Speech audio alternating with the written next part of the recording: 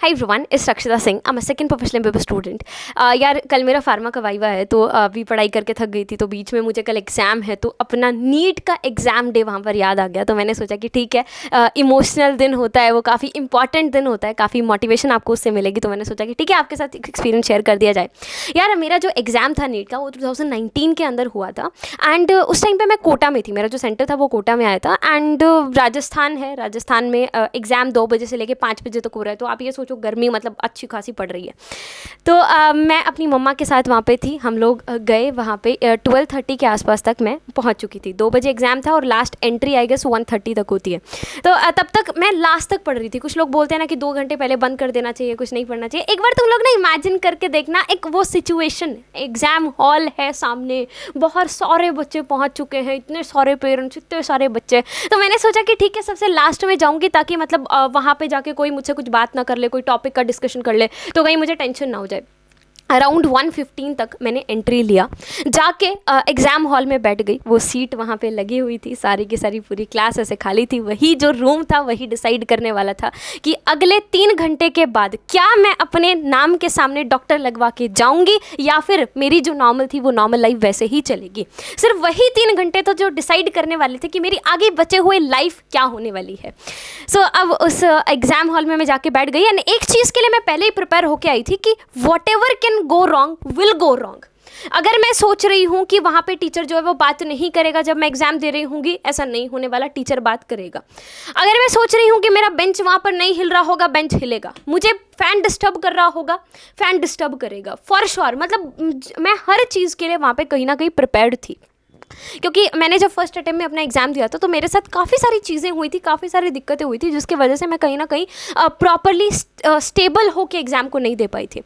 अब जितना देर वहाँ पे मुझसे हो पाया, मैंने हेड डाउन करके मैं बैठी रही। मैंने किसी से बात नहीं की। फर्स्ट बेंच पे मेरी टर्न थी। आप इमेजिन करके देखना अपने एग्ज़ाम हॉल से, अपने एग्ज़ाम डे से, फर्स्ट बेंच पे बैठी हुई, किसी से बात नहीं कर रही, हेड डाउन करके वहाँ बैठी हूँ। अचानक से कोई टीचर आता है 15-20 मिनट के बाद।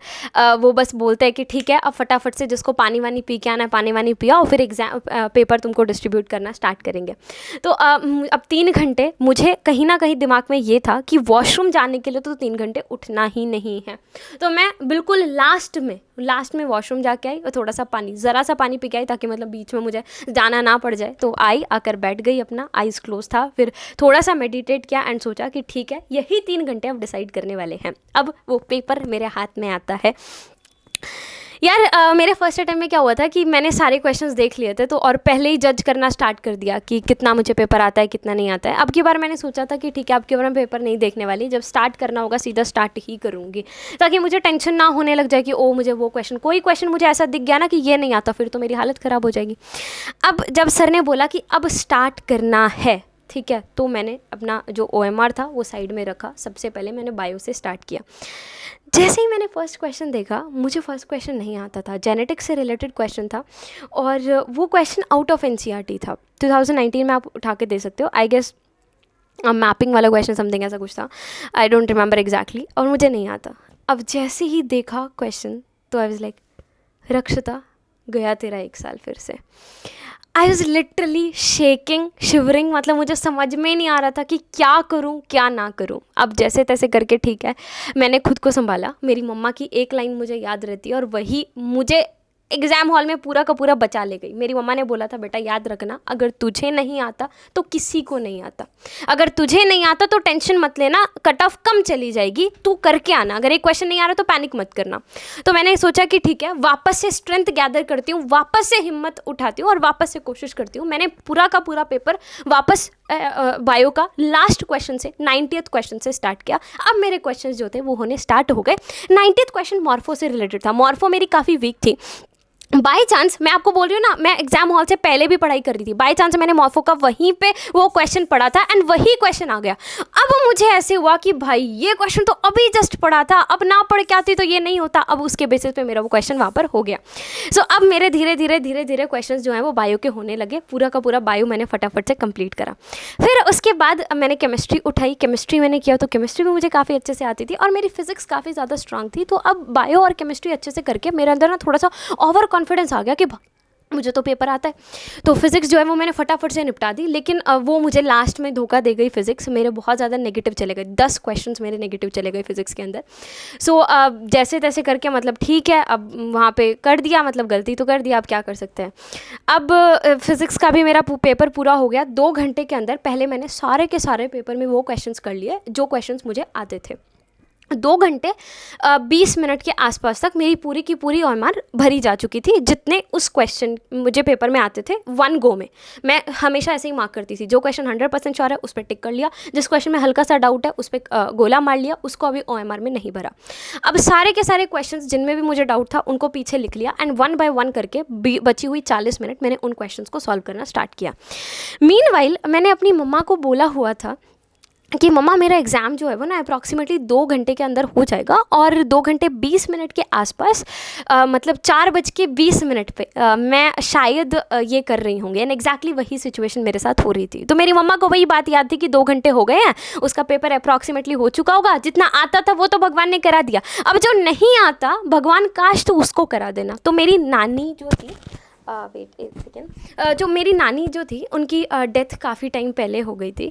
तो नानी हमेशा मम्मा को बोल करती थी कि बेटा मांग। जब भी मम्मा पैर दबाती नानी के या फिर हाथ दबाती, कुछ भी करती, मतलब हेल्प करती नानी के, तो मेरी मम्मा ने कभी कुछ नहीं मांगा। और एक और दादी जी हमारे घर के साइड में रहती थी, वो भी हमेशा मतलब मम्मा उनकी बहुत हेल्प करती थी, तो वो भी बोलती थी कि बेटा जो तेरी हर कामना पूरी हो, तू जो मांगे तुझे मिले। तो मेरी मम्मा ने पहले कभी नहीं मांगा था। तो मम्मा कहती कि 2 घंटे में मुझे याद आया कि अब वो वाले क्वेश्चन सॉल्व करना स्टार्ट करेगी जो उसको नहीं आते होंगे। तो मैं वहाँ पे ना सब औरतें बात कर रही हैं, सबके पेरेंट्स बात कर रहे हैं, कहती मैं ना साइड में हो गई, और साइड में होके मैं बस यही दिमाग में सोच रही थी, माँ तू हमेशा कहा करती थी ना कि मांग बेटी क्या मांगेगी, आज मांगती हूँ बस उसका सिलेक्शन करा देना। मतलब यार मम्मा ने जब मुझे बाद में बताया कि वो मेरे लिए मांग रही थी, अब मेरी वजह से पूरी घर की चीज़ें जो थी वो चेंज होने वाली थी। मेरा छोटा भाई आगे क्या करेगा लाइफ में, मेरे पेरेंट्स को लोग पूछेंगे कि आपने ड्रॉप कराया था, क्या कराया था, क्या जवाब दिया जाएगा, वो मुझसे डिसाइड होने वाला था। मेरा एग्ज़ाम हुआ, कहीं ना कहीं मेरे दिमाग में था कि हाँ सिलेक्शन शायद हो जाएगा। मैं सबसे लास्ट गई थी, लेकिन अब सबसे पहले भाग के निकल के आई, एंड मेरे दिमाग में कहीं ना कहीं था शायद सिलेक्शन इस बार मेरा हो जाएगा। मेरा एग्ज़ाम अच्छा गया था। मैं एग्ज़ाम हॉल जैसे ही वो गेट खुला, इतने सारे पेरेंट्स आगे सामने खड़े हुए अपने धूप में। मैं मम्मा को देख रही हूँ, मेरी मम्मा वहाँ पे धूप थी 5 बजे के आसपास, और मेरी मम्मा लथपथ पसीने में, टेंशन में, क्योंकि हम तो फिर भी एग्जाम दे रहे होते हैं। पेरेंट्स को तो बाहर पता ही नहीं होता कि 3 घंटे हमारा बच्चा कर क्या रहा है, उसको क्वेश्चंस करने आ रहे हैं कि नहीं आ रहे हैं। मेरी मम्मा, मैंने देखा एकदम पसीने में, टेंशन में, मम्मा को देखते ही मेरे आंखों से आंसू निकल गए। जैसे ही मैं मतलब एग्ज़ाम हॉल से बाहर निकली, मेरी मम्मा सामने खड़ी थी और मैं वहाँ से रोते रोते आ रही हूँ। मेरी मम्मा को लगा कि ये इस साल भी बर्बाद करके आई है, but I was like shouting this thing, अच्छा हुआ है, अच्छा हुआ है। फिर मेरी मम्मा ने ऐसे गले से लगा लिया, एंड शी वाज लाइक अरे अच्छा हुआ है पागल, तो रो क्यों रही है। Then I called my dad, and पापा को बताया कि ऐसा ऐसा मेरा हुआ। भाई को कॉल किया, तो पापा को मतलब उतना विश्वास नहीं था, पापा को लगा था कि नहीं हो पाएगा इसका सिलेक्शन। पापा को लगा था ठीक है सेमी गवर्नमेंट ज़्यादा से ज़्यादा निकाल देगी, क्योंकि नॉर्मल टेस्ट के अंदर मेरे उतने कुछ ऐसे एज सच मार्क्स बनते नहीं थे। बट जैसे तैसे करके हमने जो एग्ज़ाम है वो निकाल ही लिया, और उसके बाद इधर उधर घूम रहे थे। मैं मतलब थोड़ा सा ऐसे हूँ कि जो पत्थर की पूजा करते हैं ना, मैं उसमें थोड़ा सा विश्वास नहीं रखती। मतलब मंदिर में जाके typically I just believe in God, but I don't worship stone. So ये उस दिन की बात है कि फ़र्स्ट टाइम मंदिर में गई, पहले भी बहुत बार हूँ, लेकिन पहली बार ऐसा हुआ कि सच में मंदिर में जाके मैं इधर उधर देख नहीं रही थी, सच में मैं भगवान से प्रे कर रही थी। 6 बजे के आसपास तक पहुँच गई थी। 6 बजे जाते ही हम डायरेक्ट मंदिर गए, वहाँ पे थोड़ा सा प्रे किया। मतलब I know I am selfish, लेकिन ठीक है जो था किया। अब उसके बाद यहाँ पे हम लोग ऐसे घूम रहे थे। मम्मा आंसर की नहीं आई थी। 8 o'clock पे हमारे पास वो डब्बा वाला फ़ोन था मेरी मम्मा के पास, उस पर मैसेज आता है, dear student your answer key have been uploaded. Not that typical answer key वाला, जस्ट नॉर्मल सॉल्यूशंस अपलोड किए गए थे। तो वो सॉल्यूशंस लेके अब हमारे पास तो लैपटॉप वैपटॉप कुछ था नहीं। जहाँ पे हम रहते थे ऊपर, मेरे जिस घर में हम रहते थे तो ऊपर एक भैया रहते थे, वो एलन में ही पढ़ाते थे। तो उनके पास गए, उनके लैपटॉप पे वो पूरा का पूरा आंसर की खोला, वहाँ पे एक एक क्वेश्चन मैच करा आंसर के बेसिस पे, वो आंसर की जो सोल्यूशंस थे उसके बेसिस पे पूरा का पूरा मैच किया। उस टाइम पे मेरे मार्क्स जो थे वो 610 के आसपास बन रहे थे।